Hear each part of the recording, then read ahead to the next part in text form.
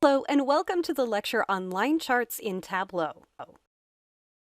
We start by connecting to our line chart data.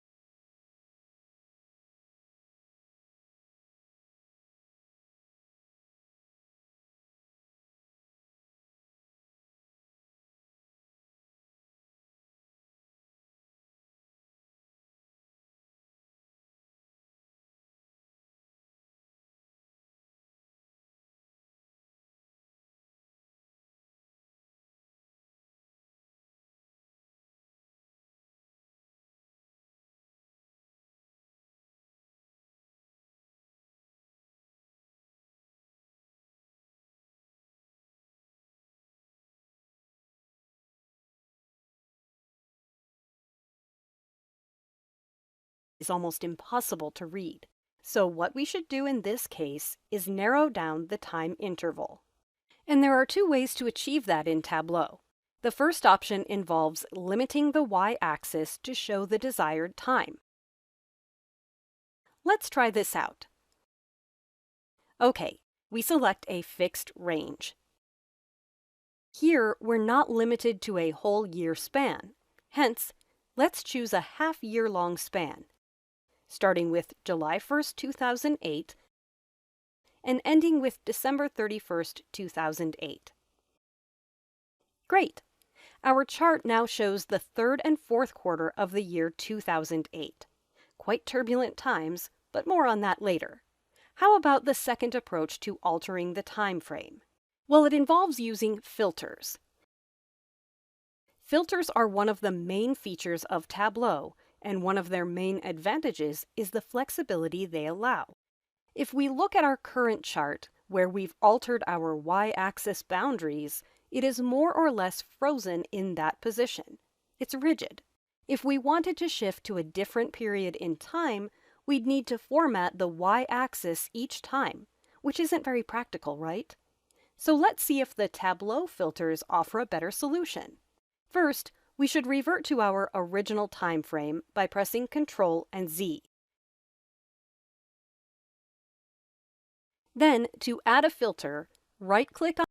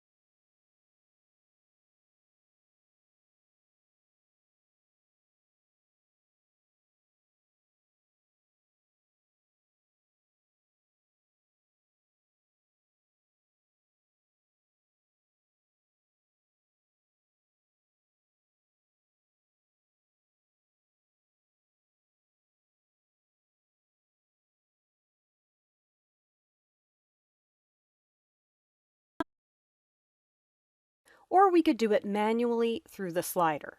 With this option, we're allowed to specify any length of period, say a week, a month, 45 days, etc. It depends on our needs and the granularity we require. Excellent. We confirm with Apply, and then OK, and voila! Our new time frame has appeared. Feel free to explore the filters further after the lesson while we continue with the next formatting steps. We start, of course, with altering the colors.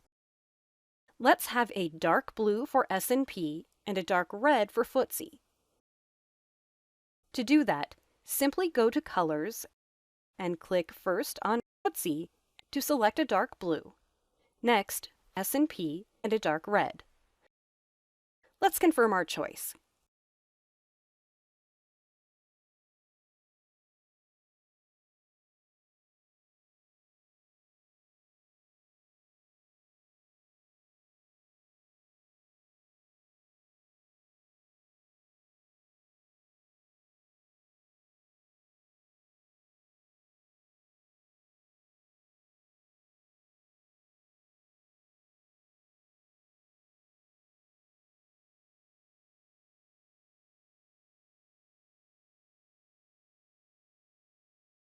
Address another issue with the y-axis.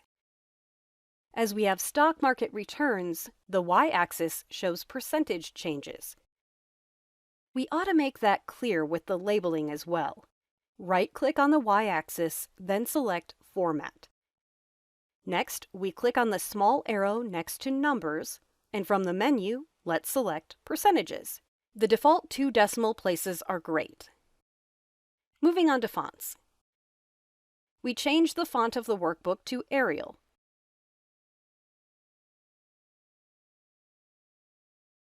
Good job!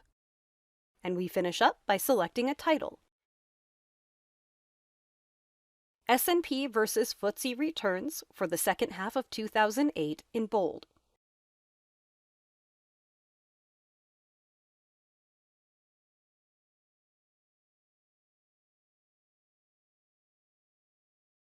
Marvelous!